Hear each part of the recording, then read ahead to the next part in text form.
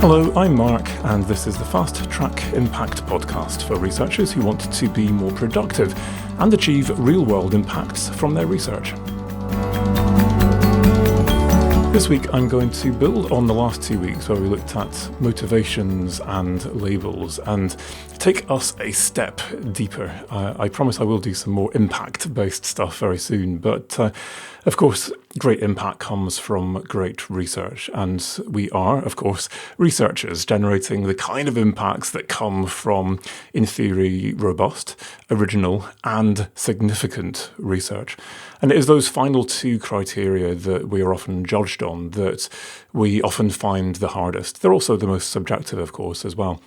But how do you come up with new ideas that are genuinely original and absolutely significant? That paradigm-shifting idea, piece of evidence, whatever it is that shifts things forward in a radically new direction that everyone else then builds on, and the entire discipline now careers off in a new direction. And that's our holy grail. We're all searching for that one point in our career, and one will do me. I'll be happy with that. But of course, we can do more than one genuinely original and significant paper, book contribution in our careers.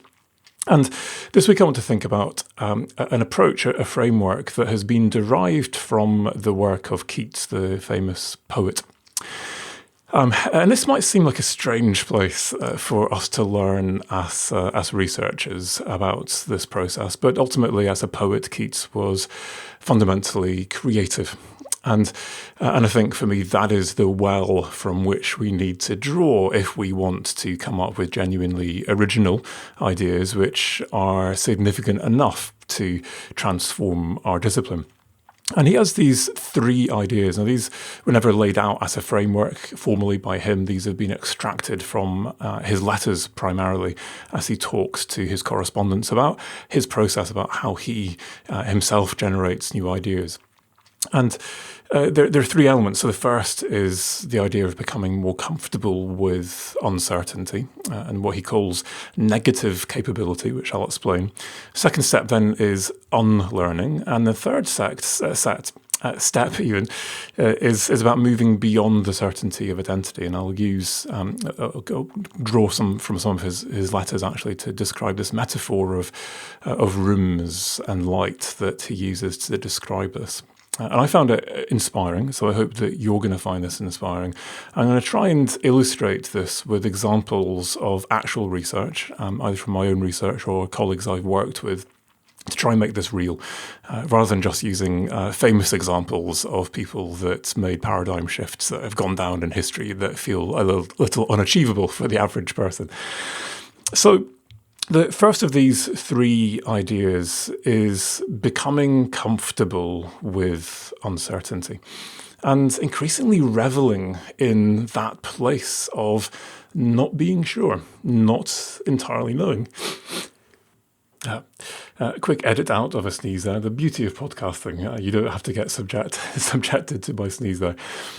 So this idea that I'm not just there in uncertainty, but I actually begin to be attracted to uncertainty, to not knowing. And for me, this is fundamental because we have to go beyond the cutting edge if we want to make a genuinely original and significant contribution. And of course, what is beyond the cutting edge is a place of unknowing, of uncertainty, of darkness, effectively. And if we shy away from that, if we want to always feel like we're on solid ground and that we are just on that cutting edge, then all we'll ever do is incremental work on the cutting edge, and we'll never make that paradigm-shifting advance. So this is the idea of negative capability. It's not negative in terms of moaning and complaining. It's not negative in terms of an absence. It's about a spaciousness of mind rather than an empty mind that realizes that there could be wild new possibilities out there that nobody has ever thought before, that nobody has ever discovered before. Keats, as it turns out, reading about him, I didn't know he was actually a chemist by training.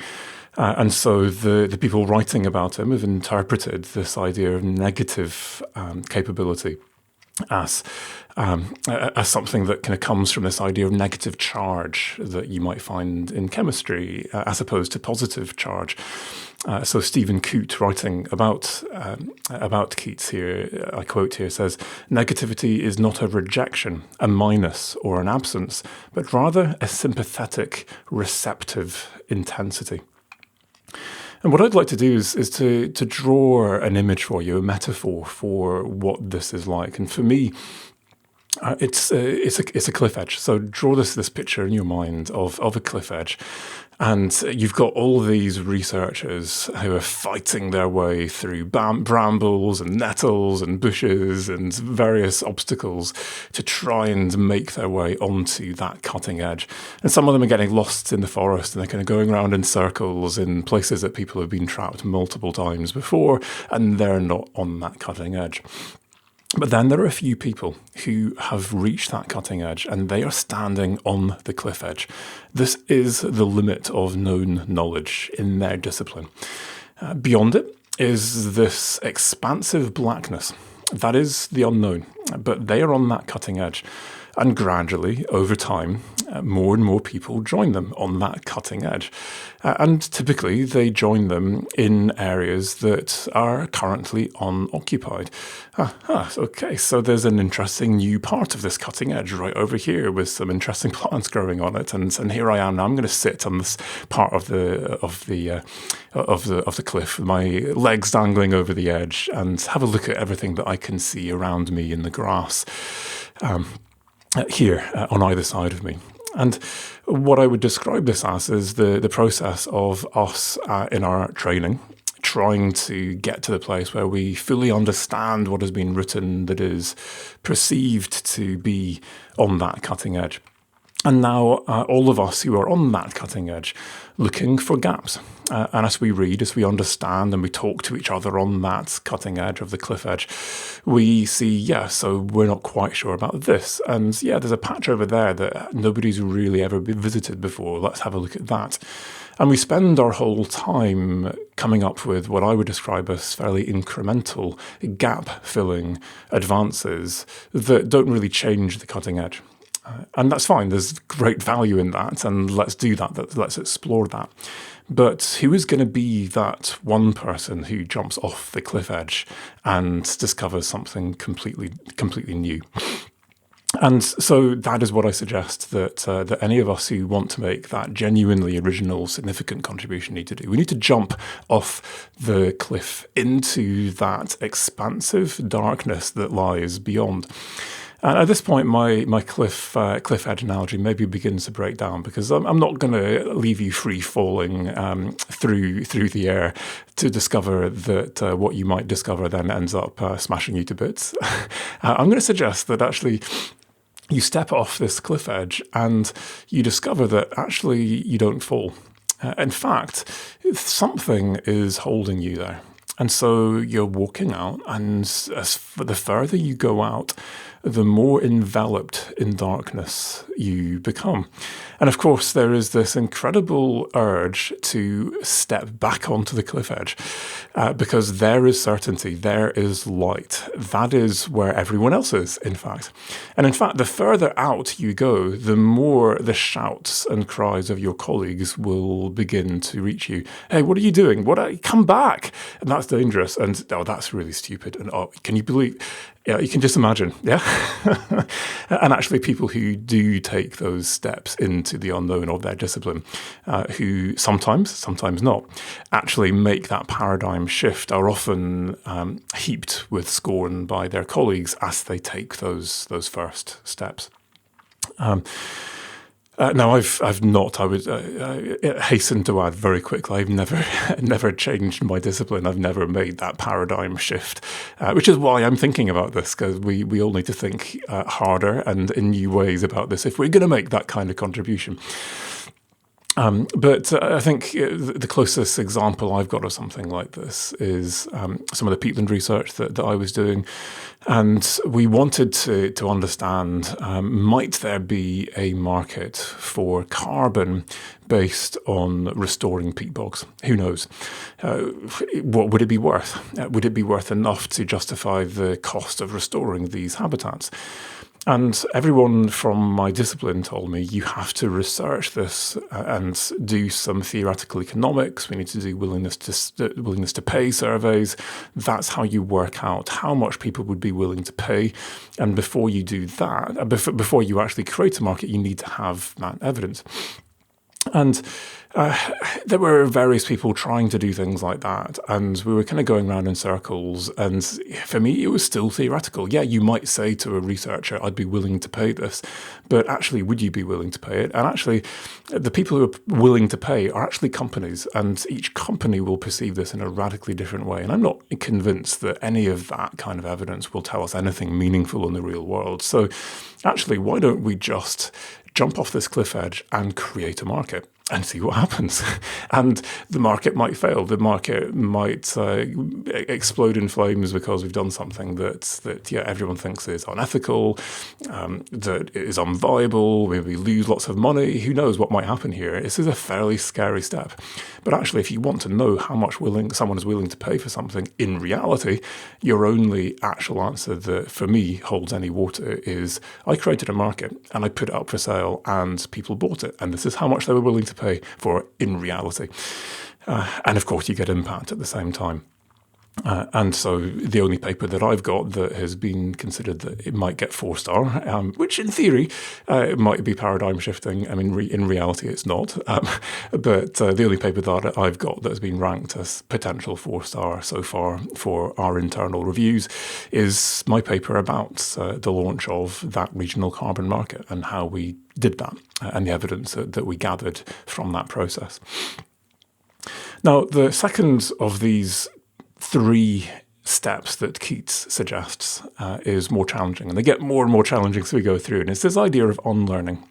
So I've now already jumped off the cliff edge, and I have gained this sense of negative capability now where I'm comfortable, I'm capable in working with uncertainty and being in this place of negativity or darkness.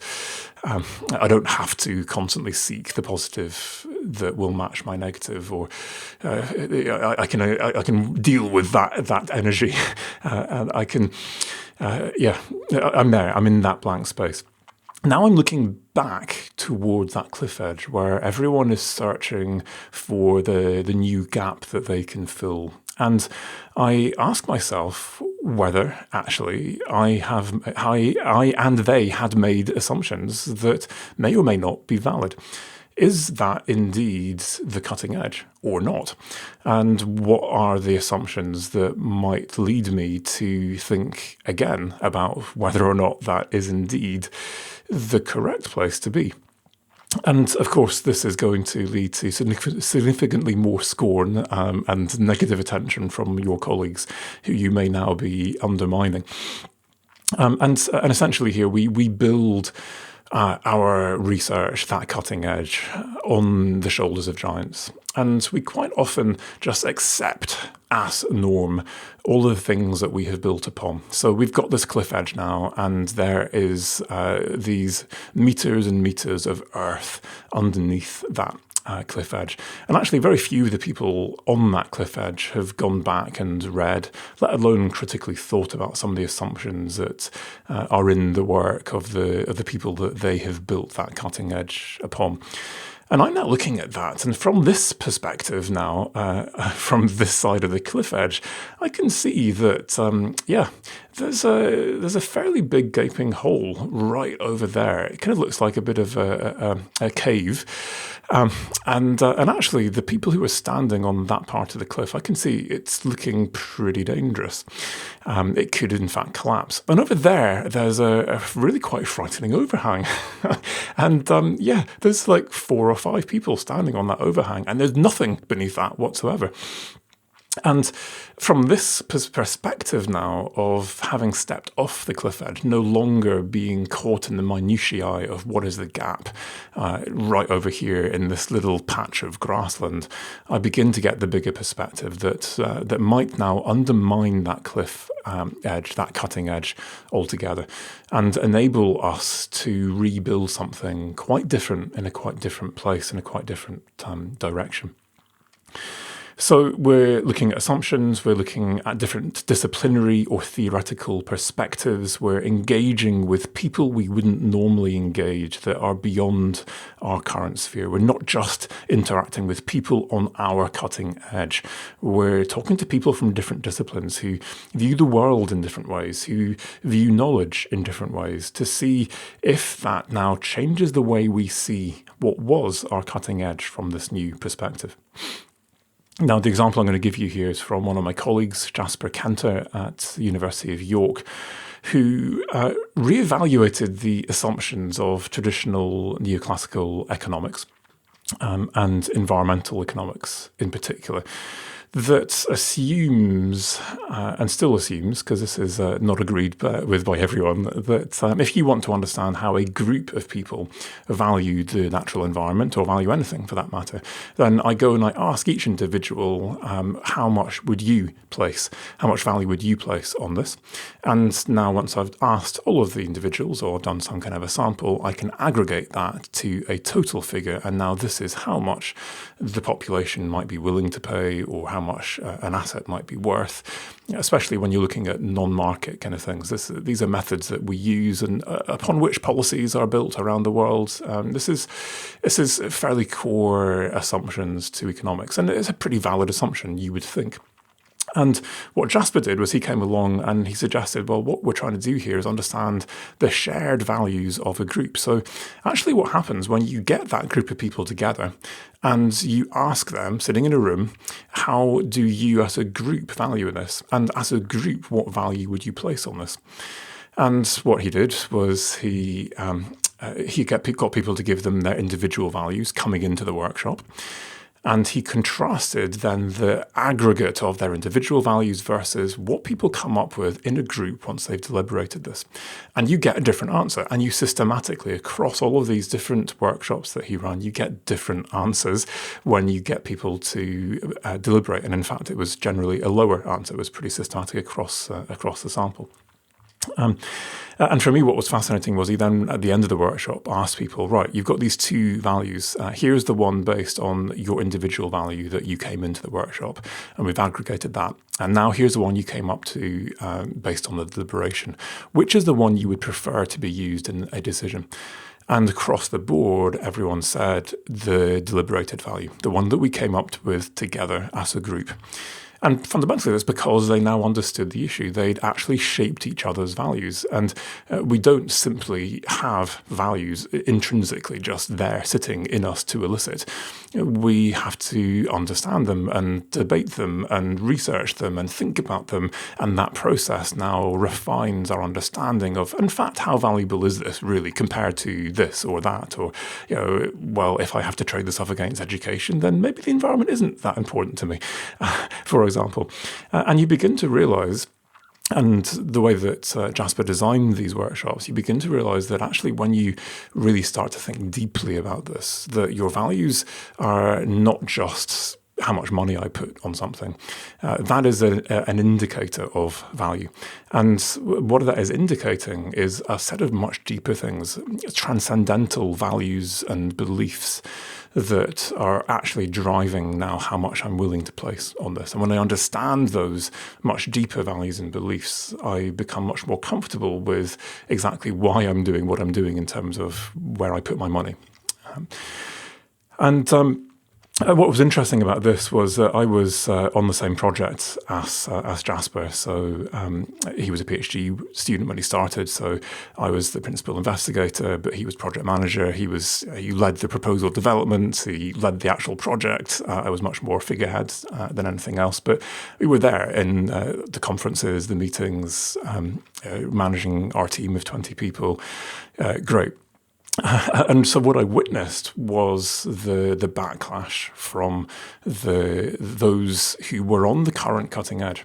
And people really didn't like this. And there was a particular professor who was kind of probably the most famous professor in environmental economics at the time, maybe still is, I don't know, who was deeply unimpressed. And he basically said there is no such thing as shared values, at least the way in which you're describing them. It just simply doesn't exist. And so Jasper and him had many deep and meaningful conversations that I will confess went over my head as they tried to argue this thing out.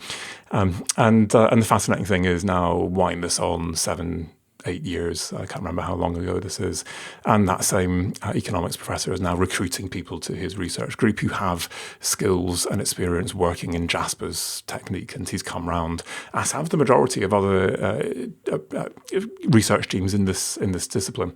And it's not that they've thrown out their own methods, but they're now acknowledging that there are alternative methods that can be used. And again, interestingly, the only objective measure I've got of is this paradigm shifting or not, did that work as a technique, is these internal reviews that we're all going through in the UK at the moment. And Jasper's work has been evaluated, and I can't say which universities, there's multiple universities on these papers, but it's been evaluated by one university, by a group of economics people, environmental economics people, as being 4-star. That paradigm shifting paper, according to this group of people, and who knows if others will agree, and I know that another group put it in and they didn't agree, a group of agricultural scientists who thought, it's not even classifiable, it's the opposite end of the spectrum.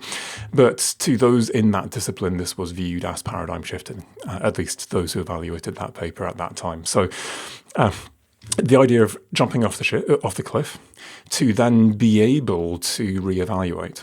And that then leads me to the final of these three elements, which is moving beyond even the certainty of identity. And one of the reasons that Jasper was able to do this was that Jasper came to economics as an environmental scientist. That was his original training. And he spent years and years learning the trade of economics, out in the NGO world, and then in his PhD, and then beyond his PhD, so that he was able to make a contribution to economics that could be paradigm shifting, potentially.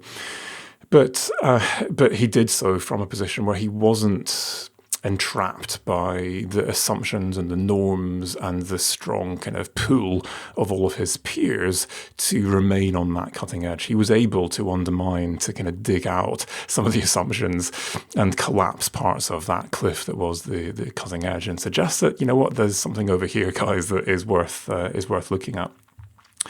Now, last week I talked about labels and the fact that we have more identities than we often think about. And I hope that you've done some thinking between this week and last week, because in that place now where you've done that thinking, well, clearly, if I have a very fixed identity, then that can constrain my thinking. People like me, people like this, people like us do things in a certain way. And that's maybe not an explicit thing, but implicitly there is that assumption that, well, I wouldn't even go there because there is this taboo over those kinds of approaches. So I'm a qualitative researcher, I wouldn't do quantitative. I'm a quantitative researcher, I'm a modeler. Why would I mess around with qualitative stuff or whatever? You know, there are these implicit biases and assumptions that means that you just don't even think about going to certain places because of the identities that you've been given. So what about even going to the level of an identity based around evidence? So I do evidence-based work. What I do in terms of the impact of my research is based on evidence, and I'm all about creating the most rigorous evidence base possible for our discipline to build on. But then ask, well, what is evidence if it is not based on rigorous new knowledge? And now what is knowledge? And all of a sudden I realised that I may well be able to interrogate some of the assumptions that I've made about what constitutes valid knowledge, and hence what constitutes valid evidence, if I now take a more subjectivist, relativist approach to this now as lines of argument, perhaps, that are rigorous, yes, that are internally consistent, that are triangulated, etc., but that may or may not be the one right universal answer. There may well be a number of alternative valid lines of argument that some people would say are irrefutable lines of evidence that you may or may not want to listen to based on the assumptions that those different people make, their sample, the timeline over which they did their studies, etc., etc. So whether this is your discipline, whether this is your way of understanding the world, or what knowledge is, or what evidence is, whether it's just other assumptions that you take on board of the ways that people in your discipline do things or don't do things, can you move beyond the certainty of identity? And that for me is not just relabeling yourself as something else now and constantly relabeling. As I said last week, this is about, if possible, moving beyond even integrating identities to transcending those labels, to say, you know what, I'm comfortable not being pigeonholed. I'm comfortable being flexible to be multiple identities all at the same time and to flexibly adapt between them as the circumstances demand, but in a way which is still entirely ethical and authentic as me. Now I'm going to conclude this by having a look at some of the stuff that I've been drawing on, and the authors I've been reading have been drawing on from Keats. This is from one of his letters. And my conclusion is to use his metaphor rather than my metaphor of the cliff here, which is a metaphor of rooms. And so he says, I compare human life to a large mansion of many apartments, two of which I can only describe, the doors of the rest being as yet shut upon me. The first we step into we call the infant or thoughtless chamber, in which we remain as long as we do not think, but our length imperceptibly impelled by the awakening of the thinking principle within us. We no sooner get into the second chamber, which I shall call the chamber of maiden thought, than we become intoxicated with the light and the atmosphere. We see nothing but pleasant wonders and think of delaying there ever in delight. However, among the effects this breathing is farther of, is that tremendous one of sharpening one's vision into the heart and nature of man, of convincing one's nerves that the world is full of misery and heartbreak, pain, sickness and oppression, whereby this chamber of maiden thought becomes gradually darkened, and at the same time on all sides of it many doors are set open, but all dark, all leading to dark passages. We see not the balance of good and evil. We are in a mist. So we've jumped off the cliff. We've become comfortable in that darkness, that uncertainty. We are now in this place where we're reevaluating that cutting edge. We have moved, I would argue, then from now this first room that he talks about, and we're now moving into a second room because at that certain point, eventually, perhaps, that idea occurs to us, that thought, that insight. Maybe that is what's wrong with everything that's gone before. Maybe that is the answer, the new approach that will unlock all of this stuff.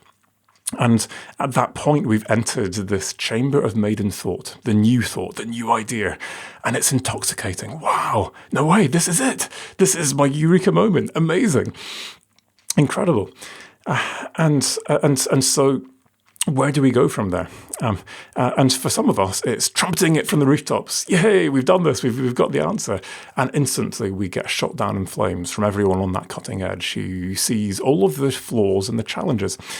And for others, we just sit on it and think about it a bit longer and think, yeah, but what about that? And you know what?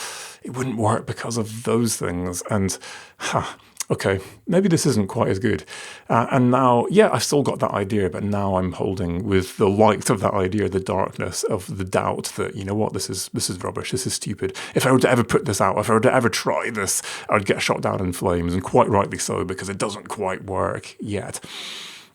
And so there's this idea that very quickly you descend into this fog, this mist of uncertainty that, you know what, I thought I'd got there, but actually I never have the bravery, the courage to take that new idea and to do anything with it. And the suggestion here now is that we have to hold on to what is good and to what is problematic and flawed and dark about this, and now start to experiment, start to test, to build our research proposals, to collect the evidence, to just go and talk to our supervisor if you're a PhD student, to go and talk to our colleagues or present at a conference or something, just to get some feedback on this idea, knowing that I'm going to get shot down in flames, but knowing that actually what that will do is it will just simply deepen the darkness and the mystery of that place of uncertainty, unknowing. And you know what? I've already got to a place where I'm comfortable with this, and there is no fear that holds for me. So I'm able now to go into the dragon's den, the lion's pit, whatever it is, and put my ideas out there and explore them. And now, over time, here are the answers. So I've got a couple of papers like this. I've got one that I'm working on at the moment on impact culture, and I designed this study 18 months ago. And I thought, wow, this is amazing. We're going to come up with this incredible theory, and I want to test these ideas. I got so excited. But instantly I thought, you know what, I need to test this. I can't just put this out there. And so I'm now designing a study, and I'm bringing in people from different disciplines who I think might be able to test these ideas in different ways. And instantly they point out all of the flaws. And I sat on that paper for an entire year because I knew the flaws were far too deep, the assumptions far too big. This was not credible. I couldn't go anywhere with it. And after a year of gestation of, there's still that idea there, but it's not going to work like that. Eventually, I hit across an idea that, you know what, maybe I could take it that way.